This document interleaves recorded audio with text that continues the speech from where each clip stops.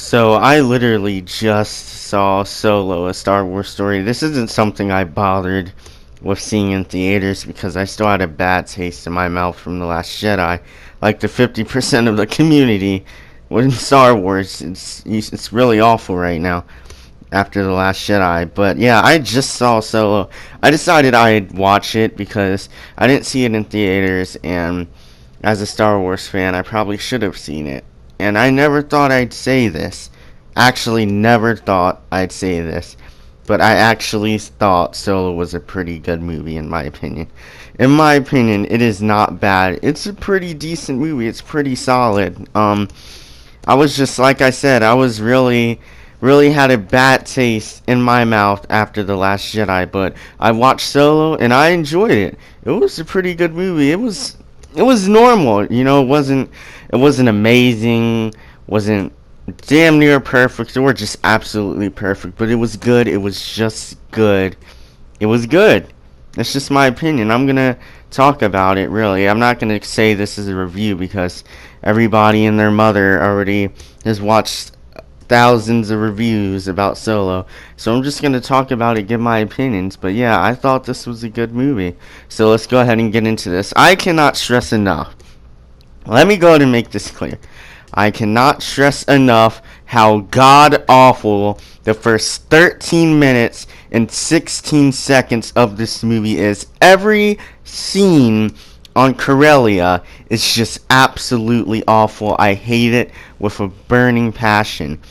I even went through the time to go to the scene selection and look at the exact time that all of those scenes ended, just so I could say in this video that the first 13 minutes and 16 seconds of this movie are complete trash. I don't know how anyone can hate on the pod racing in episode 1 when a scene like this was conceived. Even the speeder chase in Return of the Jedi with Luke and Leia and the Scout Troopers was 10 times better than this trash. I got so bored watching the introduction to this movie in the first 13 minutes and 16 seconds. Oh my god. Halfway through the speeder chase, they also felt the need to add a stormtrooper on a speeder into it, I guess, because Han was running from this guy that worked for this lady named Proxima. She was like this weird worm thingy thing, which I actually kind of liked that scene. I liked, in the movie, Han uses a rock. He uses a rock and pretends, he lies and says it's a thermal detonator, and Proxima's like, that's not a thermal detonator, that's a rock, and you just made a clicking noise. And then Kira's like, I hope this isn't your plan. And he throws the rock at the window, and the light comes through, and then it burns Proxima, and she goes back under the water. And then they run out, get on the speeder, drive away. This guy feels the need to get on his speeder, chase after them. So this is the scene I'm talking about, the speeder chase scene. I hate it. It's so bad. It's boring. The stormtrooper they added in, literally, he was gone 5 minutes after he was added. It's like they tried to make it a little more intense, and they said, forget it, this guy's out. He gets knocked off of the bike, less than 5 minutes after he joins the chase. But God, I just hate this scene so much. It is the worst chase scene I've seen in a movie. It was just boring. The introduction to this movie is so boring.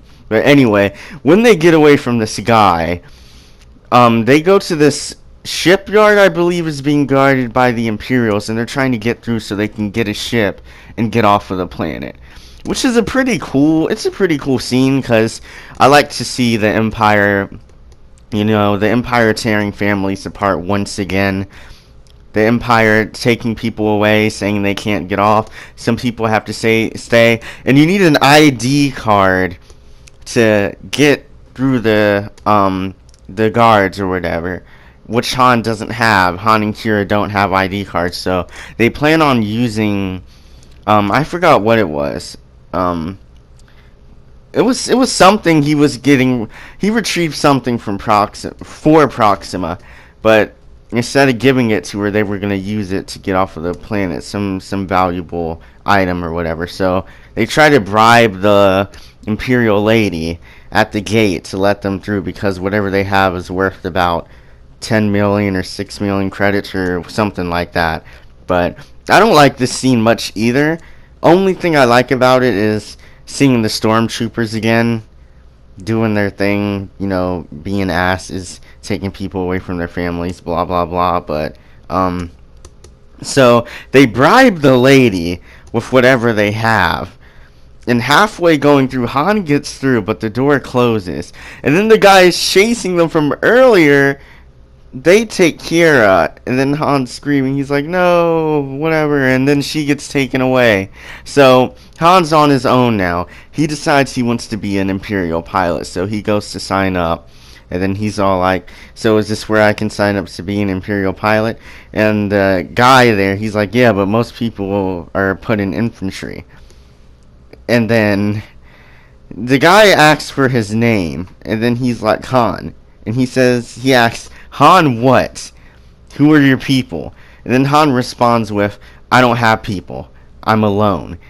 And then the Imperial officer says, Han Solo.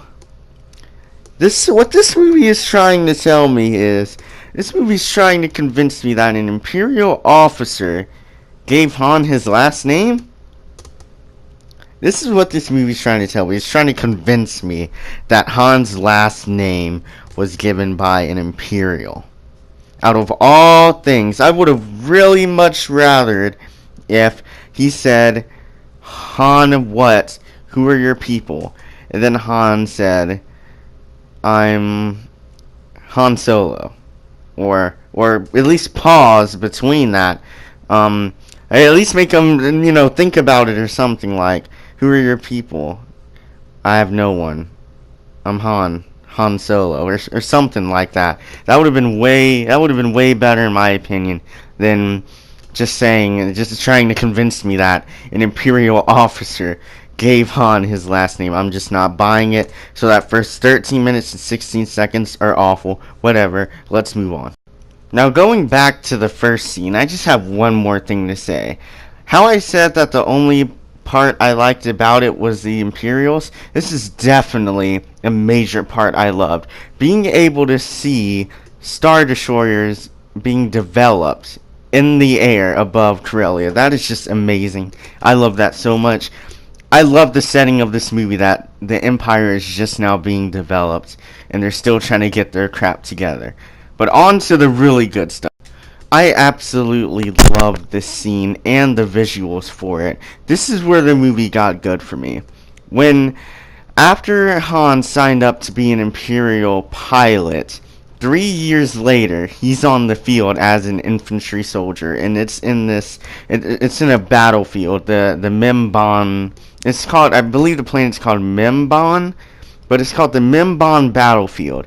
This scene is so good to me. I absolutely love it. I love seeing the Empire pushing up against the planet's defenses, and just seeing the Empire at its start, seeing all these different troopers, and it's not just stormtroopers on the planet. They have other outfits, and they're just all muddy, and God, this scene is really good. I love the visuals, the explosions. You see them dropping walkers on the field to push forward.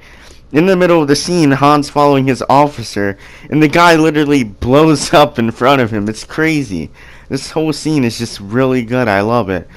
Just seeing one of the Empire's first battles, seeing how rough the battlefield is, seeing it from their perspective, how chaotic it was. Han's reaction.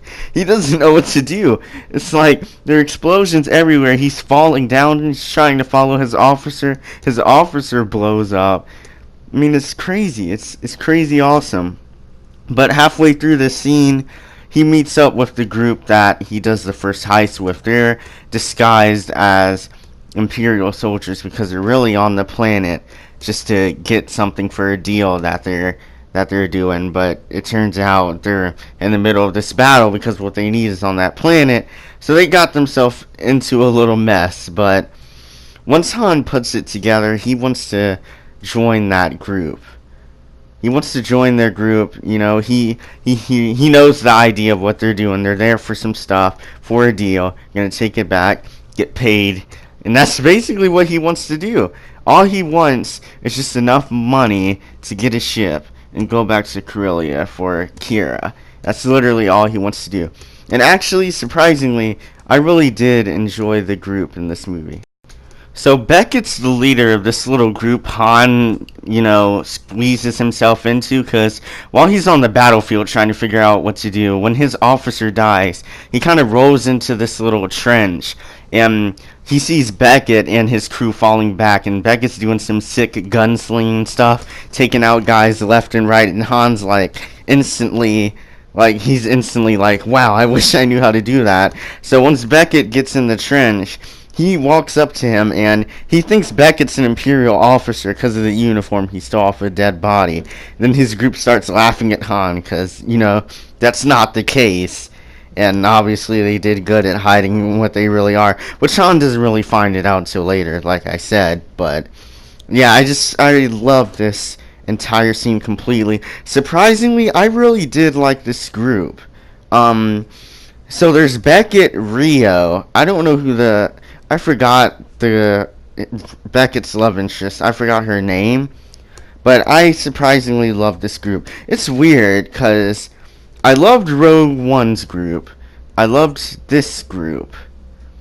But I still just can't seem to click with, what's it called? Ghost Squad or Squadron or whatever. Just whatever the group's called in Bravo is. I could not get into them whatsoever. But somehow I was able to enjoy Rogue One's team and the team in this movie. I really like Beckett. I love Rio, which is voiced by what's his name? I don't know how to pronounce his last name. It's John Favreau or Favreau. He plays Happy Hogan in the MCU, but Rio was instantly one of my favorites. He actually was my favorite in Beckett's little crew he had going on. Rio was my favorite. And him and Han go at it a bit later because Han's talking about how he's a good pilot and he can help them. And he's like begging them to bring him with them. And Rio's all like, we already have a pilot. And then Han mentions that he's an alien because he saw like two of Rio's arms pulling up his pants because, he's trying to wear a disguise. It was really cool, but now I have to get into my absolute favorite part of this scene. So the funny thing is, when Han figures out what Beckett and his crew are really onto, he sees the Imperial officer in the distance, and he's like, well, you're not interested in me, but he might be interested in you. And then Beckett kind of chuckles a bit. He's like, blackmail. So he calls the officer over, and then he's like, we've apprehended a deserter. And then Han's like, wait, no. And then, of course, Han and the officer were kind of having problems a bit earlier than, like a few minutes earlier than that, because Han made a comment that I really loved. He was trying to figure out their objective, and they were like, we're going to push up and basically blah blah blah, kill these guys because they hate the Empire and whatever. And then Han's like, but it's their planet, we're the invaders. Which I really love that line. This movie actually made me laugh more than I expected. There were a lot of good scenes, and I just love that line because it's actually true. I mean, you guys are technically the invaders, and it is their planet. But anyway, so Beckett calls the guy over, and they drag Han off, and the officers like feed him to the beast. What I love most about this part is as soon as Han screams, wait, there's a beast, I said to myself, I was like, I swear to God, if this beast is Chewbacca, I'm actually gonna flip out. And they throw him in, and it's Chewie. And I'm like, oh my God, I actually figured it out. I cannot lie about this. I screamed at that scene. I was like, wow, I was right. I'm satisfied, and I approve of this scene. This scene is absolutely perfect. I love all of it. So, I loved how they introduced Chewie, because it's always said that Han and Chewie met through Han working for the Empire, and they actually did that in this movie. So, I really loved how they met. I loved how they did that scene, and I just love how I kind of instantly knew that because they were like, feed him to the beast. So I was like, dude, it's gonna be the best thing. It's gonna be the best freaking thing if this beast turns out to be Chewbacca. I mean, it was awesome. So this scene is where the whole Han as infantry for the Empire, Han working with the Empire in this battle. This was where the movie really picked up for me. I loved every scene. I loved every scene in this whole stage of the movie.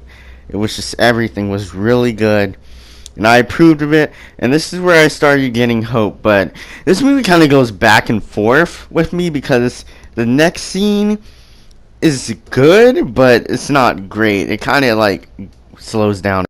So what I was saying, we get to Vandor, which is the planet that Beckett and his crew are going to perform their first heist on with Han. It's basically the first heist scene of this movie. There are two heists in this movie. There's, what is that planet's name? God, I can't believe I don't remember it. I actually don't remember it, do I? Oh, dude, I'll think of it later, but the first planet is Vandor. That's Vandor. So the first heist is on Vandor. I'm gonna say this scene was good. It didn't have me jumping out of my seat or anything. It was average. It was starting to get a little boring. This is where the movie got a little bit more boring for me. Because it's like, it picked up in that battlefield scene, and then he met Chewie, and then they finally let him in the crew, and I was like, alright, this is picking up. Then we get to Vandor, and then it's kind of like, this is alright. It's just a heist scene. They're trying to get coaxium, I believe, which is what it's used to power ships and fleets and stuff. So, what Han does is, near the end of this heist, he loses the coaxium because he drops it, because it's either that or they're going to run into this mountain. And then Beckett's really mad about that because it turns out they're working for a group called Crimson Dawn or something like that. They were supposed to deliver it to a group called Crimson Dawn, so these guys are really crazy. They're violent, and, they don't bring it to them. They're basically dead. So by the end of this first heist scene, it picks up for me again. But going over the first heist, it was pretty good. It was a good scene. There were these train troopers.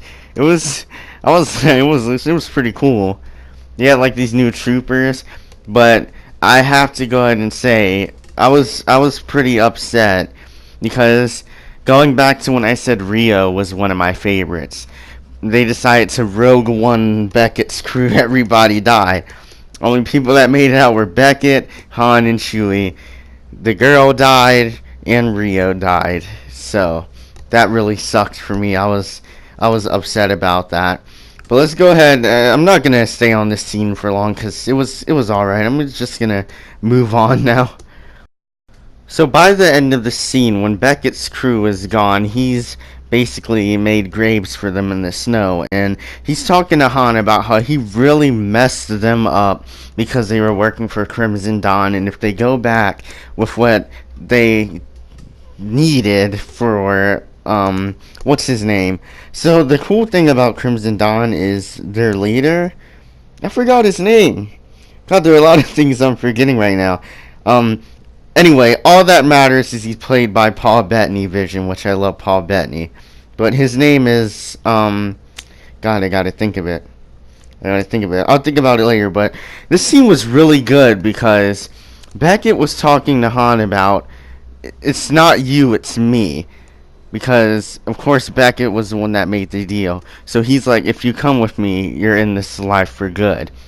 And then it's like Han instantly clicks on. He's like, alright, I'm ready to do this. So it's cool. It's cool how he kind of accepts that, this life might be crazy, but it's the one that's best for me, and I'm going with it. So he goes with Beckett, which I really love that scene. I just love that scene so much. He's like, if you come with me, you're in this life for good. And that's basically how Han became Han. I mean, he's a smuggler, scoundrel. He slips himself out of every situation. He's always getting in trouble, and it all started here. I mean, It all started here with him trying to get money, get the ship, so he can go back and get Kira. But this is the cool part. This is the really cool part. Really, really cool part. When they meet Crimson Dawn, when they're on their dude, this part's actually really weird. When they're on the ship, it gives me like this. It gives me this Mos Eisley Cantina and Maz Kanata and Jabba's Palace vibe, because they have like these two aliens singing in there, and like I'm not gonna lie, when I first saw it, it disturbed me. I was like, oh, okay, Star Wars keeps getting weirder for me every movie, but I'll get used to it. I'll get used to it eventually. But yeah, like I was saying, the very important part about this scene is Kira. So when they get on the Crimson Dawn ship, he finds out Kira's working for whoever the guy is, Paul Bettany's character, which I still can't figure out his name. Oh my god, it's Dryden. There we go, Dryden. Oh my god. Okay, so Paul Bettany's character is named Dryden. He's the guy Beckett made the deal with. So we find out Kira's working for Dryden, and basically they go to talk to Dryden, and Beckett's trying to slip out of the situation because he doesn't have what he promised. And Dryden's like, give me a reason not to kill you. And he's like, cause we can get you what we promised. And he's like, but how? So Han gives his little 2 cents. He's like, we can get it from somewhere that's not controlled by Imperials. And this is a really cool part. Dryden mentions the Pikes, and the Pikes were in the Clone Wars series, which was really cool. I didn't hear that the first time I watched it, because I watched this movie for the first time last night, then I watched it again this morning before this video. The Pikes were in the movie, which they were in the Clone Wars, which was really cool. I really liked hearing about that. So it turns out Crimson Dawn they have an alliance with the Pikes, and so Dryden's like, yeah, you could get it from there. Kessel, that's the planet. He's like, yeah, you could get it from Kessel. It's not controlled by Imperials, but the Pikes are also there, and we have an alliance with the Pikes. Alliance I can't break, so if you don't have anything better, you're dead. and then Han and Beckett are like, but they won't know we're working for you. And then Dryden's like, alright. So they figure that out. So all they need is a ship now. All they need is a ship. Dryden decides Kira should go with them to watch how they do. So I absolutely love this scene. This is another scene I love. This movie just goes up and down for me, but when it has my good scenes, they're really, really good. So they get back in the elevator, they're planning, they're like, alright, so I have supplies. Kira, do you have anything on the ship? And she's like, yeah, I know a guy. The famous I know a guy quote in every single movie. It never gets old to me, because every time they say it, I know what they're talking about. Every single time. But this is what really made me realize. She said, I know a guy, and I know just where to find him. He's the best smuggler around. He slipped through the Imperial's fingers more times than anyone else. He's attractive, sophisticated, with impeccable taste and charisma. And I was like, okay, that's Lando. It's definitely Lando. After she described him, I was like, yep, that's Lando. Can't be anybody else. And yes, it was Lando. Which is like, what I really love about this scene is when she's describing Lando, of course, how Han, has a thing for her. When she's describing Lando, she's about to say one more thing. He's like, no, it's alright, we get it. That was just kind of funny to me, because she's describing him in the best way possible, because it's Lando, who doesn't like Lando? And it's like, she's like, he's attractive, and then he's like, alright, we get it. This guy's apparently perfect. But this scene's really cool. So Han and Lando's first scene. Lando's playing something called Sabacc or Sabacc. It's like a card game. Of course, that's how he won the Millennium Falcon, but Han decides to join him.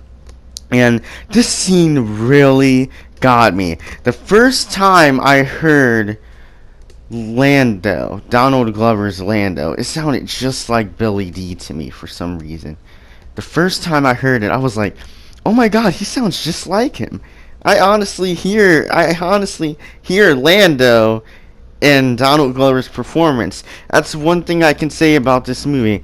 Donald Glover nailed Lando. For me personally, just me personally, I 100% saw Lando in his performance the entire movie.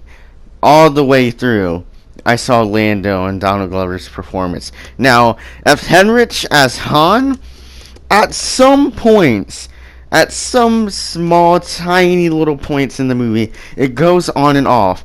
At some points, he absolutely nails Han's personality. At some points, it goes on and off the entire movie. At some points, F. Henrich gets it just right, but it doesn't necessarily stay there for the entire film. Some parts of his performance, I was like, wow, Han, I see you. I see Han. And then, other points, I'm just like, F. Henrich, hi. I believe that's his name. I think that's the actor's name, something F. Henrich, I don't know. But, yeah, yes, he doesn't nail Han the whole time, but in some parts he does. He goes on and off. He does have the motions down, though. I can say that. He has the stance down, the facial expressions down, some of the lines down, too, which is where he nails Han in general for me, but it doesn't stay there the whole time.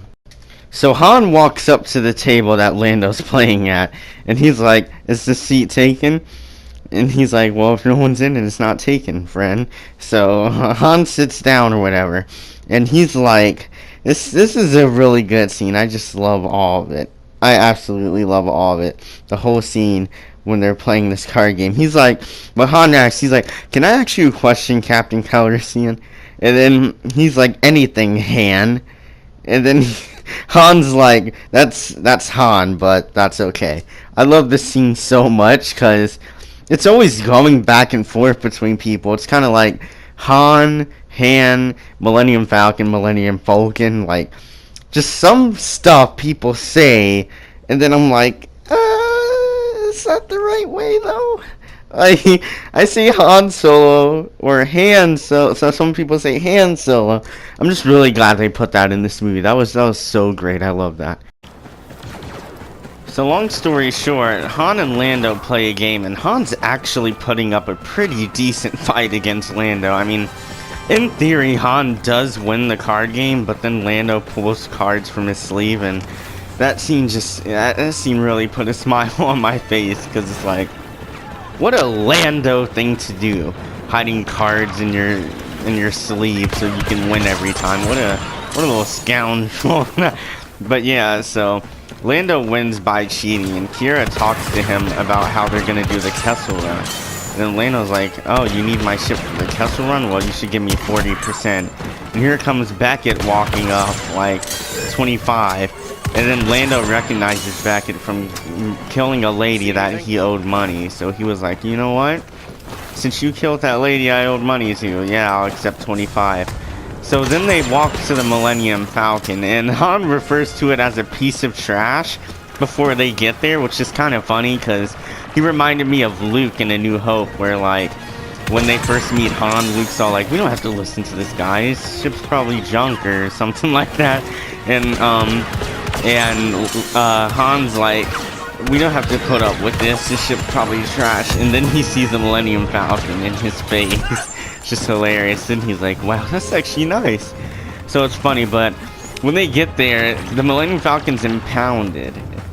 It's so funny. So he's like, "Beckett, you have experience with this, so could you get it off?" And he's like, "Yeah, but we'll cut you down to 20%. And Lando's like, "I don't like it. I don't agree with it, but I accept it."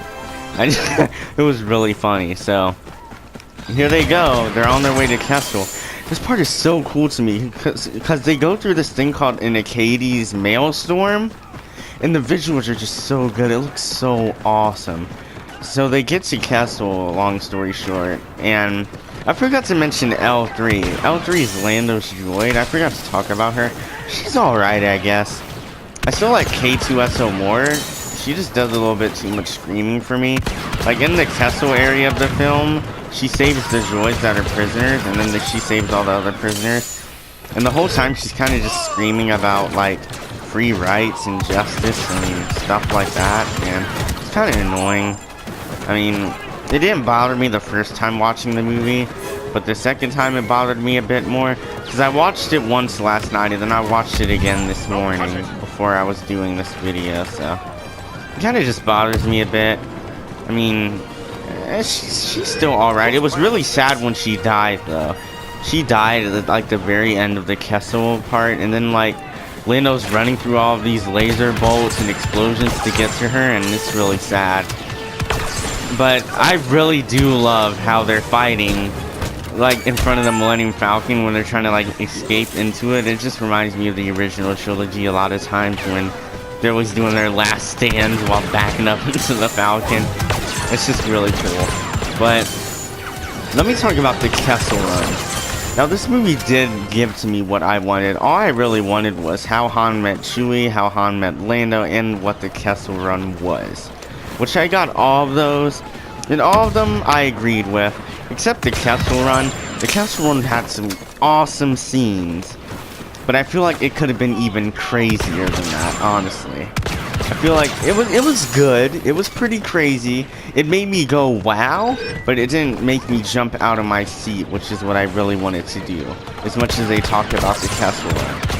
But yeah, it was pretty decent. There was like this, there was this one part when they got to like this gravity hole or something, and there was this really huge monster. It was just awesome. It was crazy. But I'm gonna go ahead and cut down a bit because the video's getting long. Let me cut to the end, where they get to where they need to be to meet Crimson Dawn, and they have the coaxium. These marauders are there from earlier, and I cannot stress how badass this scene is. Like, Han's the only one to step up, and he's ready. Like, he looks like he's about to do a standoff. He's reaching for his Hollister, and then Beckett motions him to step back. It's such an awesome scene, dude. Like, that scene's so badass to me. But the whole third act is so good to me. There's nothing but double crossing in that scene. And basically, Beckett betrays Han, and he ends up with the coaxium, and he also betrays Dryden. So in the last scene, Beckett's the only one with the coaxium. So he backs into an elevator, and as soon as it closes, everybody in the room runs for cover, just getting ready to fight each other. And the fight between Han and Dryden is so awesome to me. I love that whole third act a lot. It's really good to me. But Kira leaves in the end because she goes to meet Darth Maul. Oh my god, that Darth Maul cameo was really awesome. I love that. But I'm gonna go ahead and wrap this up, guys. So in the end, basically Han tracks down Lando, and he's like intimidating Lando because he's like, I should have Chewie rip both of your arms off for leaving us or whatever. And then he's joking about it and pulls Lando in for a hug when really he's just stealing the cards in his sleeve. And that's how Han wins a card game in the Millennium Falcon, by doing the same thing Lando did to him the first time, and I love it so much. So yeah, guys, I'm gonna go ahead and close this video. In closing, I give the movie a 7 out of 10. It was pretty good to me. It was average, it was good, it was a fun movie. Nothing great, nothing perfect, but good. And I will be getting the Blu-ray because it's something I'd like to own. I'd love to have it. And yeah, basically, I liked Solo. Surprisingly, I liked the movie. I thought it was a good movie. So yeah, guys, that's pretty much all. I'm going to see you next time.